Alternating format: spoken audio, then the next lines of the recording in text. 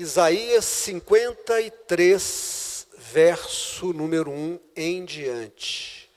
Quem deu crédito à nossa pregação? E a quem se manifestou o braço do Senhor? Porque foi subindo como renovo perante ele, e como raiz de uma terra seca, não tinha parecer nem formosura, e olhando nós para ele, nenhuma beleza víamos para que o desejássemos.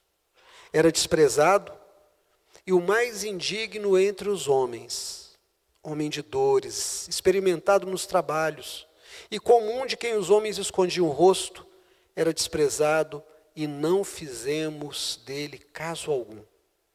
Verdadeiramente, ele tomou sobre si as nossas enfermidades e as nossas dores levou sobre si. E nós o reputamos por aflito, ferido de Deus e oprimido. Mas ele foi ferido pelas nossas transgressões e moído pelas nossas iniquidades. O castigo que nos traz a paz estava sobre ele, e pelas suas pisaduras fomos sarados. O final do verso 2 diz assim: ele não tinha parecer nem formosura, e olhando nós para ele, nenhuma beleza víamos para que o desejássemos. Por favor, vá para Atos dos Apóstolos, capítulo 8, verso 26. E o anjo do Senhor falou a Felipe, dizendo: levanta-te e vai para a banda do sul, ao caminho que desce de Jerusalém para Gaza, que está deserto. E levantou-se e foi. E eis que um homem etíope, eunuco, mordomo-mor de Candace, rainha dos etíopes, o qual era superintendente de todos os seus tesouros, tinha ido a Jerusalém para adoração. Regressava e, assentado no seu carro, lia o profeta Isaías. E disse o Espírito Santo a Filipe: chega-te e ajunta este carro. E correndo Filipe, ouviu que lia o profeta Isaías e disse: entendes tu o que lês? E ele respondeu: como poderei entender se alguém não me ensinar? E rogou a Filipe que subisse com ele e se assentasse. E o lugar da escritura que lia era este: foi levado como ovelha para o matadouro, e como está mudo o cordeiro diante do que o tosquia, assim não abriu a sua boca. Na sua humilhação foi tirado o seu julgamento, e quem contará a sua geração? Porque a sua vida é tirada da terra. E respondendo o eunuco a Filipe, disse: rogo-te, de quem diz isto o profeta? De si mesmo ou de algum outro? Então Filipe, abrindo a boca e começando nesta escritura, lhe anunciou a Jesus. E a última referência, por favor, abra em Marcos capítulo 4, verso 35. E naquele dia, sendo já tarde, disseram-lhe: passemos para outra margem. E eles, deixando a multidão, o levaram consigo, assim como estava, no barco. E havia também com ele outros barquinhos. E levantou-se grande temporal de vento, e subiam as ondas por cima do barco, de maneira que já se enchia de água. E ele estava na polpa, dormindo sobre uma almofada. E despertaram-no, dizendo-lhe: mestre, não te importa que morramos? E ele, despertando, repreendeu o vento e disse ao mar: cala-te, aquieta-te. E o vento se aquietou, e houve grande bonança. E disse-lhes: por que sois tão tímidos? Ainda não tendes fé?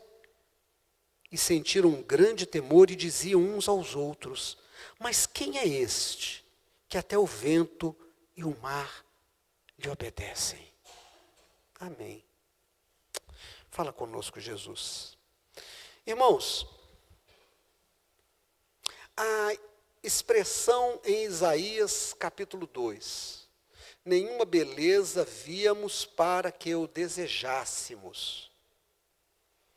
Bom, qual é o contexto dessa expressão? Isaías viveu 700 anos antes de Jesus, 7 séculos.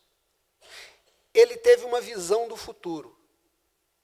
ele viu um renovo, um broto de uma planta verdinha, como que nascendo de uma terra do deserto, uma terra seca, rachada, causticada, onde nenhuma gramínea existia, nenhum cacto existia, a terra queimava, mas de repente algo vivo, algo que suporta todo o sofrimento do deserto, começa a nascer e ele fica encantado, porque era impossível, ele está tomado de um êxtase.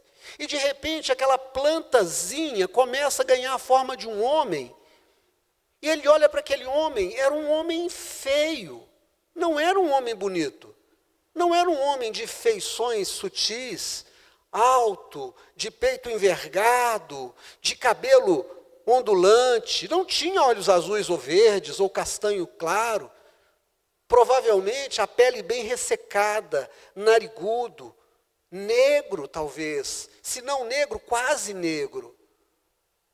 Mas era um homem de muitos trabalhos de mão calejada, um homem sofrido.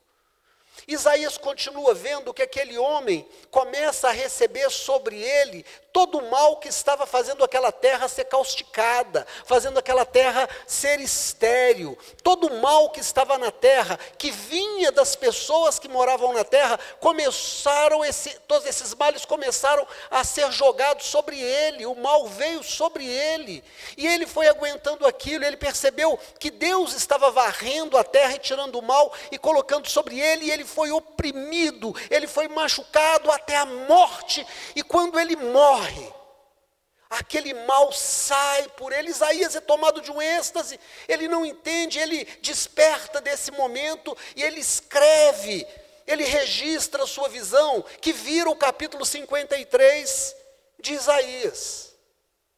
É tão impactante que 7 séculos depois, 7 séculos e meio depois, um homem etíope, a Etiópia, já foi uma grande e poderosa nação, ainda é uma nação muito culta. A Bíblia mais antiga do mundo é a Bíblia etíope. Eles têm uma vertente do cristianismo muito próxima daquilo que foi nos dias de Jesus. E a Etiópia é um país com muitos biomas, é um país maravilhoso. O templo todo esculpido em rocha está na Etiópia, um templo cristão. Foi a terra para onde Moisés fugiu de Faraó, quando ele é procurado por ter matado aquele homem. É lá na Etiópia que ele encontra sua esposa. É lá na Etiópia que ele aprende sabedoria com Jetro, e é lá na Etiópia que ele vê a sarça pegando fogo no alto do monte. Então há um cristianismo ali hoje, mas naquela época havia um culto ao Deus de Abraão. Esse homem etíope está lendo a escritura do povo judeu. E qual é a parte que ele estava lendo? Essa que nós lemos. E ele lê, e ele não entende. O Espírito Santo é Deus. O Espírito Santo é a terceira pessoa da Trindade. Nós temos estudado a Trindade na escola dominical. O Espírito Santo disse a Filipe que foi discípulo de Jesus, que foi um dos 12 apóstolos. O Espírito Santo diz a Filipe: sai do lugar onde você está e vai para a estrada que vai de Jerusalém para Gaza. Tem uma carruagem que vai passar com um homem muito importante, é necessário que você fale de Jesus para ele. Filipe fica ali esperando e de repente a carruagem vem passando devagar, devia ser uma estrada ruim. Filipe começa a correr ao lado do carro, e aquele homem está tão tomado de vontade de entender a palavra, que ele lê em voz alta, e ele lê Isaías 53. Filipe grita lá de fora: você está entendendo o que você está lendo? E ele diz: como é que eu vou entender se não tem quem me ensine? Irmãos, Deus escolheu que a palavra seja transmitida por ensinamento de uma pessoa para outra. Deus escolheu que nós sejamos os evangelistas da terra. Sabe por que um anjo não pode pregar a palavra? Porque o anjo não é perdoado e não tem os seus pecados lavados pelo sangue de Jesus. Só quem vive a experiência de ser perdoado pode falar de perdão. Só quem vive a experiência de ser curado pode falar da grandeza da cura. Hoje de manhã eu coloquei um vídeo no grupo da igreja, o testemunho de um pai, que diz: oração funciona. E ele conta por que ele descobriu que a oração funciona. Eu sugiro que você veja. Esse homem Isaías que viu Jesus, ele pôde falar da sua visão porque é uma experiência dele. Esse homem, Filipe, ele corre e ele pode falar de Jesus porque é uma experiência dele. Mas esse homem que estava dentro da carruagem não tinha experiência com Jesus. Ele tinha o conhecimento intelectual, ele estava lendo, mas ele não tinha experiência. Então ele faz uma pergunta: de quem o profeta fala? Fala de si ou fala de outra pessoa? Irmão, só pode pregar a palavra quem foi perdoado, só pode pregar a palavra quem foi alcançado por ela. Anjo não foi alcançado pela palavra, querubim não foi perdoado, arcanjo não foi visitado pela graça. Nunca um arcanjo vai evangelizar, nunca um anjo vai pregar o evangelho. Só quem foi alcançado pelo evangelho pode pregar. Por isso o Espírito Santo, Deus, falou para Filipe: vai e prega para aquele homem. Aquele homem está lendo a palavra e Filipe diz: você sabe o que você está lendo? Ele disse: eu não sei porque ninguém ainda me explicou. Você pode me explicar? E Filipe sobe a carruagem e começa nesse texto. E a Bíblia diz: e começando nesse texto ele lhe anunciou Jesus. Então, aquele texto que eu disse que me impressiona no verso 2, que diz: nenhuma beleza nele havia para que o desejássemos, fala de Jesus. Então, quando você vê Jesus numa produção antiga de Franco Zeffirelli, Jesus lindo, parece um modelo, alto, ombros largos, cabelo castanho quase loiro, olhos azuis, feições sutis, nariz espartano, aquela barba, passou numa barbearia, está redondinha. Aquele homem é bonito, aquele não era Jesus. Jesus não era branco de pele rosada. Ah, mas tem retratos de Jesus aí que são brancos. Não, as pinturas, os desenhos são brancos. Jesus era de pele queimada. Ele morava na Palestina, aquela mesma região que está sendo bombardeada por Israel. Jesus estava entre os palestinos. Jesus tinha um narigão, tinha feições muito duras. Sabe por quê? Porque muita gente vai atrás de um pregador, não pelo que o pregador prega, mas porque ele é bonito, porque ele é simpático, porque ele é eloquente.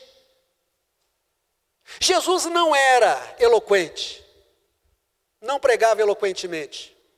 Essa semana, eu e Simone levamos os irmãos em casa e, na volta, a gente passou numa igreja de um amigo. E tinha um pastor visitando e pregando na igreja.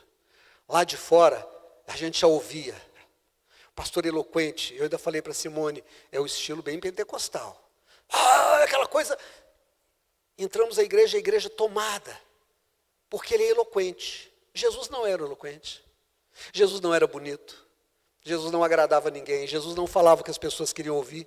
Então vem essa expressão de Isaías: olhando para ele, nenhuma beleza víamos para que o desejássemos. Ninguém vinha atrás de Jesus porque Jesus era simpático, era boa gente, era bonito. Não. Quem ia atrás de Jesus ia porque tinha fome e sede do reino de Deus, porque queria ouvir a verdade, porque precisava de milagre. Quando o verso diz assim: olhando para ele, nenhuma beleza víamos para que o desejássemos. Tá, então se não tinha nada em Jesus, como homem, para que o desejássemos, se ele não era um grande pregador, porque ele não era, a Bíblia diz que não se ouviu nas praças, não se ouviria nas praças a sua voz. Jesus não era bonito, não era rico, não distribuía dinheiro. Por que as pessoas estavam com ele? Por que aquele eunuco estava encasquetado, querendo saber de quem o profeta fala. Fala de si ou fala de outro? O que havia em Jesus que atraía as pessoas? E aí eu fiquei pensando, o que é que Jesus fez quando encontrou a mulher em Samaria? Era uma moça, talvez ali na casa dos seus entre 15 e 30 anos. Era uma mulher que de alguma forma era mal vista na sua vila. As meninas boas, das famílias boas, vinham de manhã cedinho tirar água do poço.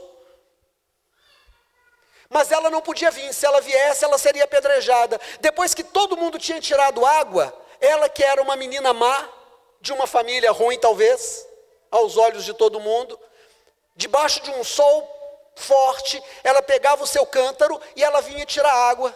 E um dia ela chega, tem um judeu sentado ali. Samaritanos não se davam com judeus, diz o autor que conta essa história.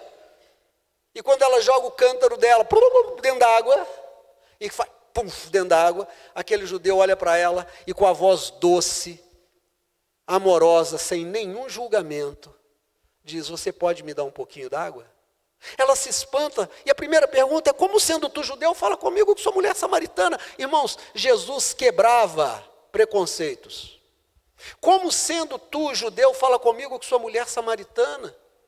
Como você sendo crente, me recebe a mim que sou gay? Como sendo você crente, me abraça e come comigo, eu que sou da macumba?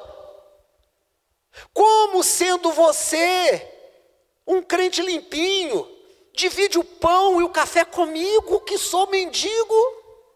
Como sendo você uma pessoa tão boa, se preocupa comigo, que tenho tantos crimes nas costas e estou na cadeia? Como sendo você uma pessoa tão boa, tem tempo para mim que sou uma pessoa tão ruim, tão mal afamado? Nenhuma beleza víamos em Jesus, mas Jesus olhava para as pessoas com respeito. Tem um momento que Jesus fala com ela assim: vai lá, chama o teu marido, para a gente conversar junto.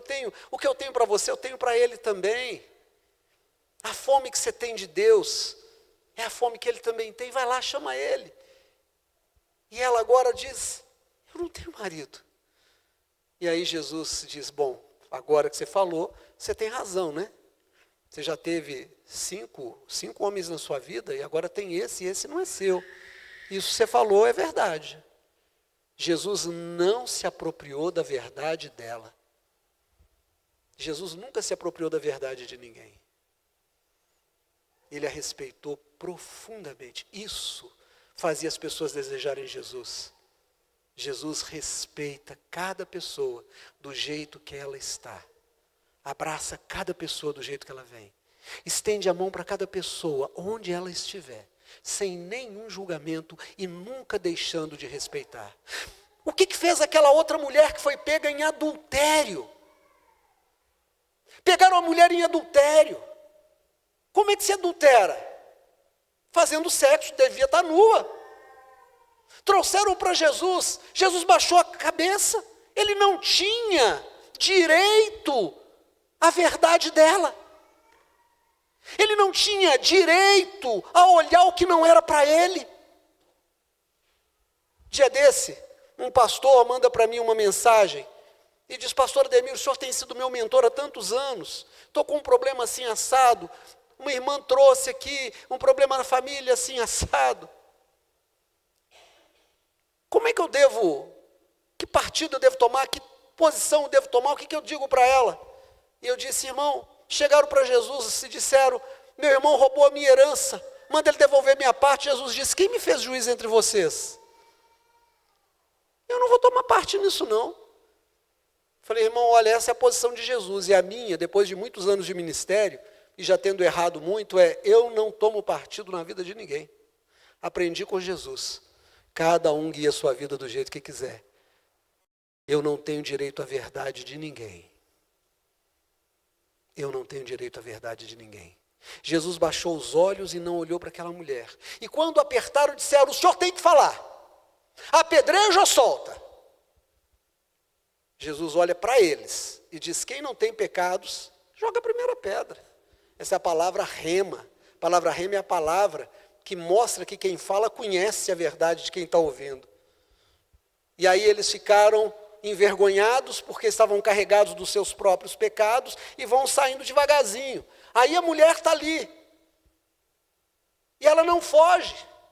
Porque ela nunca na vida se sentiu tão respeitada, tão acolhida, tão amada, tão protegida, como quando ela chegou perto daquele judeu. Aquele judeu não jogava bomba na casa de ninguém, aquele judeu não derrubava, não atirava em criança, não jogava bomba em hospital, aquele judeu amava as pessoas, e aquela mulher que estava no fundo do poço, que tinha pecado sim, precisava ser amada, e antes de tudo precisava ser respeitada, e Jesus a respeitou. E ela disse: Senhor, o que eu faço? Ele disse: eu não te condeno. Não é que eu estou te perdoando, não. Eu não estou falando eu estou te perdoando. Eu estou te falando que eu não te condeno. Porque a sua verdade é a sua verdade. Mas eu vou te dar uma orientação. Vai, e não peques mais. Você não precisa disso. Vai. Sabe o que a gente pode falar que fez com que o centurião, que era um oficial que comandava uma guarnição de ocupação nas terras de Israel, amasse a Jesus? Quando ele chega e diz: Senhor, meu servo está horrivelmente adoecido, está indo à morte. Se o senhor vai fazer alguma coisa, faz agora, porque não tem tempo. Jesus entra, sai do barco, entra no porto e diz: eu vou lá na sua casa. E ele diz: não faz isso. Eu não mereço que o senhor entre na minha casa, mas eu sei que o senhor tem poder e o senhor tem autoridade. Basta que tu digas uma só palavra e o meu servo vai ser curado. Eu não sou digno que o senhor entre na minha casa, não. Mas eu sei que quando o senhor fala, as enfermidades fogem e a cura acontece. Jesus disse: ó, nem em Israel eu vi tanta fé. Encontrei num gentio. Jesus sabia valorizar a qualidade das pessoas. Sabe, irmão, às vezes a gente ouve de crente: é gente boa, e é espírita, né? Parece que espírita não é gente boa. O preconceito sai na palavra. Tem gente que passa na frente de uma igreja, ou de um templo, de umbanda, e repreende em nome de Jesus. Jesus nunca repreendeu. Por que você está repreendendo em nome dele? Passou na frente de um centro espírita e sem respeito nenhum começa a dizer que só tem demônio lá. Dia desse eu vi numa reportagem um cara quebrando as imagens de um centro e dizendo que eles precisam ouvir Jesus. Jesus nunca fez isso. Era um centurião de uma força de ocupação. E quando ele disse: o senhor pode curar o meu servo? Jesus disse: eu vou lá. Jesus sabia ver qualidade naqueles que estavam com ele e disse: eu nunca vi tanta fé, nem em gente que vem da linhagem de Abraão, mas esse homem tem fé. Seu servo está curado, pode ir para casa. O que a gente pode dizer de Zaqueu? Zaqueu era um traidor do seu povo, porque ele cobrava impostos para o Império Romano. Ninguém gostava de Zaqueu. Zaqueu quis chegar para ver Jesus. Sabe o que as pessoas fizeram? Olharam e disseram: é o publicano. Eles fizeram uma muralha humana. Eles deram os braços, eles se encostaram para que Zaqueu não passasse e não visse Jesus. Zaqueu, desesperado para não perder a oportunidade, ele queria ver Jesus. Ele não se sentia digno de falar com Jesus, mas ele podia ver Jesus de longe. Ele sobe numa árvore.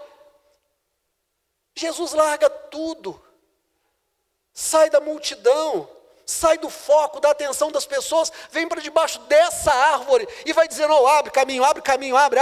Chega debaixo da árvore e diz para aquele que todo mundo desprezava: querido, desce, hoje me convém para a tua casa. Hein? Além de falar comigo, o senhor vai lá em casa. Mas na minha casa só tem gente ruim igual eu. Jesus disse: se alguém me quer na vida dele, eu entro na vida dessa pessoa, eu vou na sua casa. Irmão Albertino continua pregando para os presos.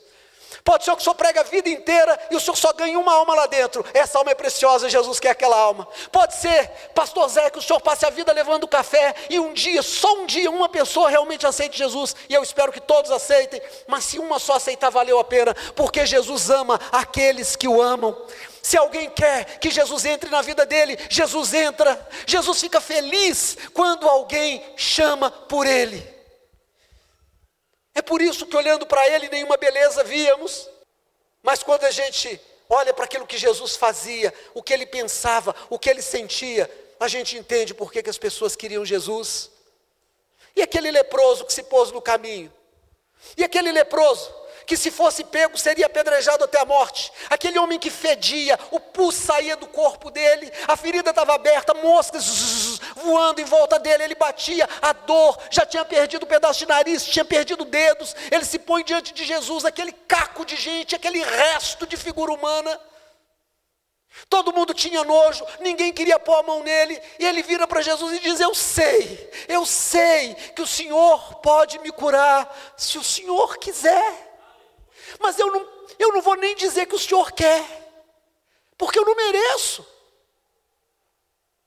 Irmão, talvez seja a passagem mais linda do Evangelho, porque antes de Jesus falar qualquer coisa, Jesus estende a mão e toca nele. Jesus colocou a mão sem medo de contágio. Jesus colocou a mão apesar do mau cheiro, apesar da sujeira, apesar do pus que estava ali. Jesus toca nele e disse: eu quero o melhor para você. Eu quero que você seja curado, eu quero que você se levante, eu quero que você volte para sua casa, eu quero que você volte a ser produtivo, eu quero que você prospere, eu quero que você morra bem velhinho, eu quero que seus netos estejam no seu colo, eu quero que você conte desse meu amor por você e por todas as pessoas, para todo mundo. Vai e conta, anuncia a graça de Deus. Irmãos, nenhuma beleza ele tinha para que alguém o desejasse, mas Jesus tinha caráter.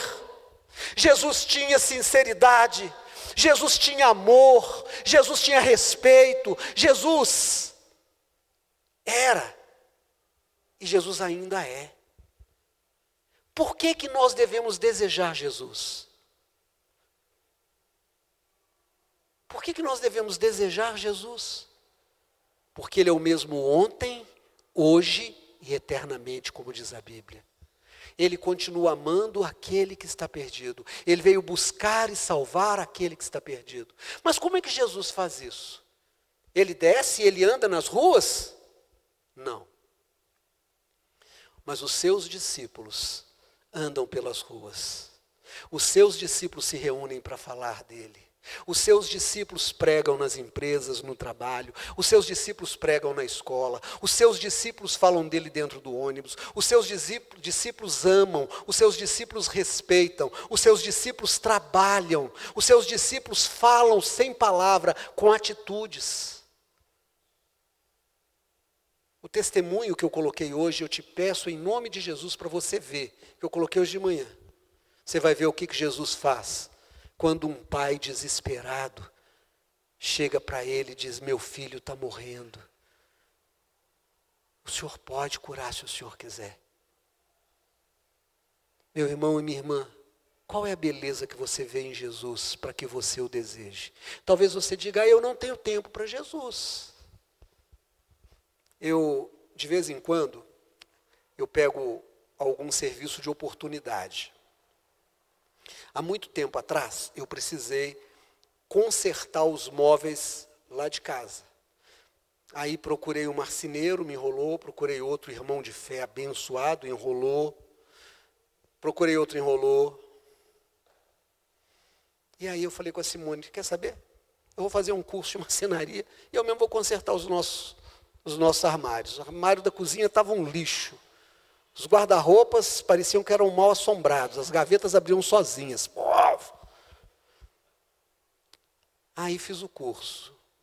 Fiquei muito amigo do dono da escola. O curso era de 2 meses, demorou 6.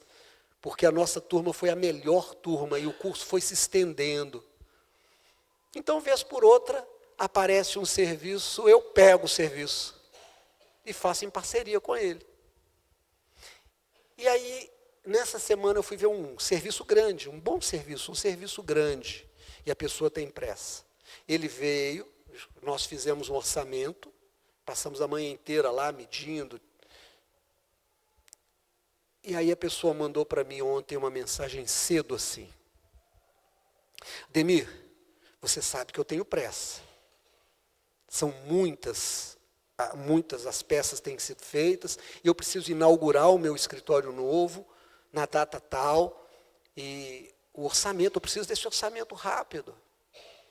E eu respondi para ela assim, eu sou, e o meu sócio nesse trabalho também é, uma pessoa religiosa.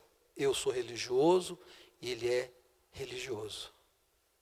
Apesar da sua urgência, a gente querer te atender, o nosso final de semana é para a nossa fé, é para o nosso Deus. Na segunda-feira a gente vai ver isso. Final de semana, esquece. Tanto ele vai para o trabalho da igreja dele, como eu vou para o trabalho da minha igreja. Irmãos, se você deseja tanto Jesus, que você coloca Jesus antes de qualquer coisa, você tem uma experiência com Jesus. Você pode dizer por que você abre mão de alguma coisa por Jesus. Sabe o que era comum antigamente, Raul? Você é muito novo, você não lembra. Você não viveu isso, os mais novos aqui não lembram. Vocês conheceram a feira de carros da Toshiba? Não, né? Toshiba é uma empresa que tem aqui. Atrás dela tinha uma área e se vendia carro usado lá. Domingo de manhã tinha uma feira enorme lá. Quer comprar carro, quer vender carro? Vai para a Toshiba.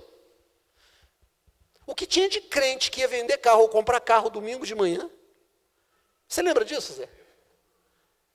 Irmãos, mas todas aquelas pessoas que tinham uma experiência com Jesus, não iam, porque era domingo da fé, era do Senhor. Qual é a beleza que você vê em Jesus? É a beleza de quem salva, quem cura, quem visita seu filho, é quem ouve a sua oração no seu desespero, é quem entra no hospital, é quem enfia a mão lá na boca de fumo e tira uma pessoa de lá e tira a droga da vida dela. Se você vê essa beleza em Jesus, você vai pôr Jesus em primeiro lugar, você vai ser discípulo, você vai falar de Jesus, você vai cantar Jesus, você vai escrever Jesus, você vai pôr no seu carro alguma coisa que fale de Jesus, na sua casa vai ter um quadro que fala de Jesus. Você vai falar de Jesus para a sua vizinha, você vai falar de Jesus para o seu colega, você vai falar de Jesus, porque você ama ao Senhor, porque você vê nele uma beleza que está para além da beleza comercial.